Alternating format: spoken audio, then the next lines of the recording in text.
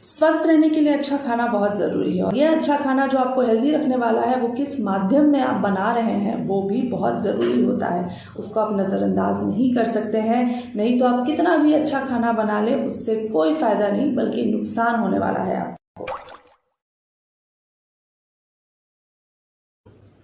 आज के इस वीडियो में हम बात करने वाले हैं इसी माध्यम के बारे में। और ये माध्यम होता क्या है? तो तेल वो माध्यम है जिसमें हम खाना पकाते हैं। आयुर्वेद पहले तो ये मानता है कि खाना अगर अग्नि पर संस्कार कर कर बनाया जाता है तो वो सुपाच्य हो जाता है। बिना प्रॉपरली कुक किया गया खाना आपके स्वास्थ्य के दृष्टिकोण से अच्छा बिल्कुल भी नहीं। और ये खाना किस तेल में हम बना रहे हैं वो भी आयुर्वेदिक दृष्टिकोण से जानना समझना हमारे लिए बहुत इंपॉर्टेंट है। न केवल तेल एक हीट ट्रांसफर का माध्यम है, न केवल ये आपको फ्लेवर देता है, आपके खाने को टेक्सचर देता है, बल्कि इससे कई गुना अधिक तेल के फायदे होते हैं जिसके बारे में आयुर्वेद आपको बताता है। इस वीडियो में मैं आपको यही बताने वाली हूँ कि आयुर्वेदिक दृष्टिकोण से सर्वोत्तम तेल कौन सा होना चाहिए फॉर कुकिंग। किस तेल को आपको अपने घरों से बाहर निकालकर बिल्कुल फेंक देना चाहिए। इस वीडियो को पूरा जरूर देखिएगा। बहुत अच्छी इन्फॉर्मेशन आज के इस वीडियो में आपका इंतजार कर रही है। वीडियो पसंद आता है, वीडियो की इन्फॉर्मेशन अच्छी लगती है तो दूसरों तक पहुंचाइएगा, शेयर कीजिएगा, लाइक कीजिएगा इस वीडियो को पसंद आने पर, और चैनल को सब्सक्राइब जरूर कर लीजिएगा अगर इसी तरीके की यूजफुल इन्फॉर्मेशन को आप पाना चाहते हैं। साथ ही बेल आइकन को भी हिट कर दीजिएगा ताकि जैसे ही मैं वीडियोज अपलोड करूँ नोटिफिकेशन आप तक पहुंच जाया करें। तो चलिए आगे बढ़ते हैं और बिना समय गंवाए फटाफट से आज के इस टॉपिक को शुरू करते हैं। लाइफस्टाइल डिजीजेस के बारे में तो आपने सुना होगा, यानी कि वो रोग जो आपकी लाइफस्टाइल की वजह से आपको होते हैं, आपके खाने पीने में आपके जो चॉइसेस हैं, आपकी जो हैबिट्स हैं उसकी वजह से आपको होते हैं, जैसे कि cardiovascular disease, stroke, diabetes, obesity, dyslipidemia और कुछ प्रकार के कैंसर। ये लाइफस्टाइल डिजीजेस की कैटेगरी में आते हैं। और क्या आप जानते हैं कि पूरी दुनिया में करीब 70% डेथ्स सिर्फ लाइफस्टाइल डिजीजेस की वजह से होती है। और इन लाइफस्टाइल डिजीजेस के होने की सबसे बड़ी वजह जो होती है वो है आपकी थाली, खाना जो आप खा रहे हैं। और जब हम खाने की बात करते हैं तो खाना पकाने के लिए कोई माध्यम होना चाहिए, और नॉर्मली खाना बनाने का जो माध्यम होता है वो है तेल। और किस तेल को हम अपना रहे हैं, उसकी क्वालिटी क्या है, इससे हम कॉम्प्रोमाइज बिल्कुल भी नहीं कर सकते हैं। क्योंकि कितना भी अच्छा खाना आप बना लेंगे, अगर खाना बनाने का माध्यम सही नहीं है, ये तेल सही नहीं है, तो सारा खाना बेकार, बल्कि वो थाली आपको बीमार करने वाली होने वाली है। सर्वोत्तम तेल के बारे में, यानी कि सबसे अच्छे तेल के बारे में जो आयुर्वेद में लिखा गया है वो ये माना गया है कि तिल का तेल सर्वोत्तम होता है। उष्ण, तीक्ष्ण, सूक्ष्म, स्निग्ध, वैवाही, वात, कफनाशक ये गुण होते हैं तिल के तेल में जो इसे सर्वोत्तम सर्वश्रेष्ठ बनाते हैं। वैवाही का मतलब होता है कि ये तिल का तेल जो है वो आसानी से फैलने वाला होता है, बहुत जल्दी एब्जॉर्ब होता है। अपने इन्हीं गुणों की वजह से इसको बेस ऑयल के रूप में, मेडिकेटेड ऑयल्स को बनाने में आयुर्वेद में इसका इस्तेमाल किया जाता है। लेकिन फॉर कुकिंग पर्पस अगर बात की जाए तो प्रैक्टिकली आप तिल के तेल का इस्तेमाल नहीं कर सकते हैं, क्योंकि ये बहुत तीखा होता है, बहुत स्ट्रॉन्ग स्मेल इसकी होती है, और इस वजह से आपके टेस्ट बड को ये बिल्कुल भी अच्छी नहीं लगेगी। यानी कि स्वाद के दृष्टिकोण से शायद ही आप इसे अपना पाए। तो तिल के तेल का हमें करना क्या है? तो तिल के तेल का आप इस्तेमाल कर सकते हैं अभ्यंग करने के लिए, मालिश के लिए। तिल के तेल से बेस्ट तेल कोई नहीं होता है। खासतौर पर बच्चों की अगर मालिश करते हैं तो तिल के तेल से कीजिए, मसल्स को स्ट्रेंथन करता है। और अभ्यंग के क्या क्या फायदे होते हैं उसके ऊपर ऑलरेडी मेरा वीडियो मौजूद है, जाइए उस वीडियो को देखिए और जानिए कि किस तरीके से सेल्फ मसाज यानी कि अभ्यंग, और अगर वो तिल के तेल से किया जाए तो आपके लिए कितना फायदेमंद हो सकता है, उस वीडियो को देखकर आप जान सकते हैं। बहरहाल बात करते हैं खाने के बारे में कि खाने में कौन से तेल का हम इस्तेमाल करेंगे, क्योंकि तिल का तेल टेस्ट की वजह से और अपनी स्मेल की वजह से आप इस्तेमाल कर नहीं सकते हैं। तो अब क्या ऑप्शन हमारे पास बचता है, आयुर्वेद हमें कौन सा ऑप्शन देता है?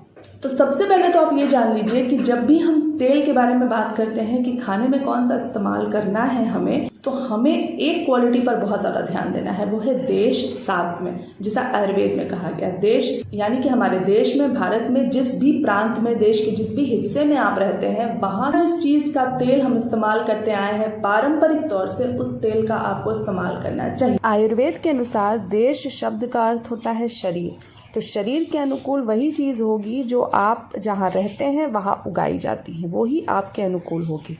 जैसे कि अगर बात की जाए भारत के नॉर्थ हिस्से की, तो वहाँ का क्लाइमेट जो है वो ठंडा होता है, तो गर्म तासीर वाले तेल का हम इस्तेमाल करते हैं, जैसे कि सरसों का तेल।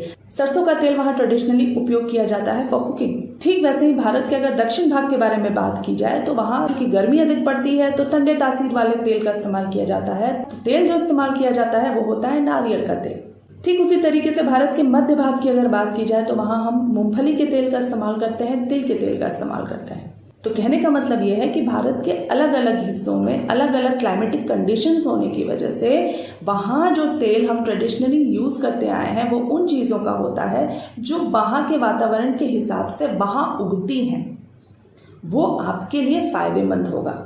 इस तरीके से जब हम विचार करके अपने अनुकूल, जहां आपकी पैदाइश हुई है, जहां आप रहते हैं, जहां आप पले बड़े हैं, उसके अनुसार जब आप तेल का चुनाव करते हैं तो इससे बेसिकली 3 फायदे आपको होते हैं।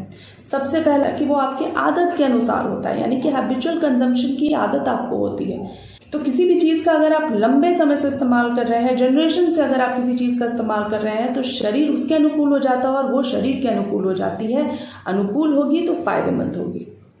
अगला जो फायदा होता है वो ये कि उसका गुण धर्म आपके हिसाब का होता है। और तीसरा जो फायदा होता है वो ये होता है कि ये इजिली अवेलेबल है। जिस जगह पे आप रहते हैं वहां चूंकि यही चीजें उगती हैं तो आपके लिए उसकी उपलब्धता आसान हो जाती है।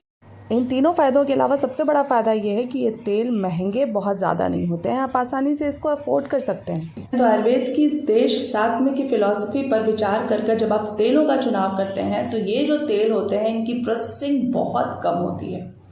पारंपरिक ढंग से ये तेल निकाले जाते हैं बीजों से, और ये जो तरीका होता है वो कोल्ड प्रेस्ड या वुड प्रेस्ड या कच्ची घानी जिसे हम कहते हैं वो तरीका होता है। चूंकि इन तेलों को निकालने के लिए किसी भी तरीके की हीट की इन्वॉल्वमेंट नहीं होती है, इस वजह से न इसके फ्लेवर में चेंज आता है, न अरोमा में चेंज आता है, और ना ही इसके न्यूट्रिएंट्स को किसी भी तरीके से नुकसान पहुंचता है।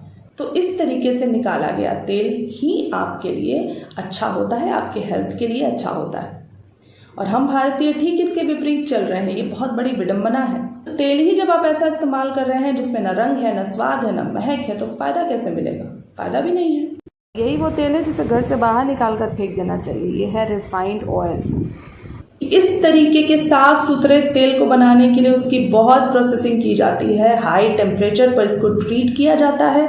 साथ ही साथ इसमें कई तरीके के जहर भी मिलाए जाते हैं, जैसे कि प्रिजर्वेटिव्स और एंटी फोमिंग एजेंट्स। और ये क्या करते हैं? ये आपको बीमार करते हैं। तो फायदा कुछ नहीं, नुकसान अनगिनत होने वाले हैं।